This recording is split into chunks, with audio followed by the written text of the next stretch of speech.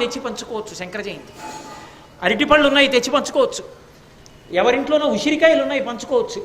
ఎవరింట్లోనో ద్రాక్ష పళ్ళు ఉన్నాయి అందరికీ తీసుకొచ్చి పంచుకోవచ్చు. ఎవరు ఇంట్లో పచనం చేసిన పదార్థాలు తప్ప ఇంట్లో వండి తేకూడదు.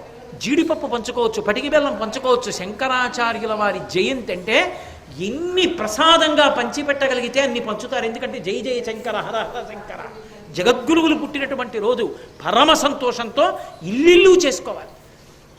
మరి ఎవరో ఒకరే ప్రసాదం పెట్టాలని నియమం లేదు. ప్రతి వాళ్ళు తెచ్చి ప్రసాదం పంచిపెట్టుకోవచ్చు. వైశాఖ శుక్ల పంచమి నాడు అందుకని రెండుగా చేస్తారు. శృంగేరి సంప్రదాయంలో 5 రోజులు చేస్తారు. అందుకే ఇవాళ శృంగేరి మఠంలో కూడా ప్రారంభమైంది శంకర జయంతికి సంబంధించిన ఉత్సవం.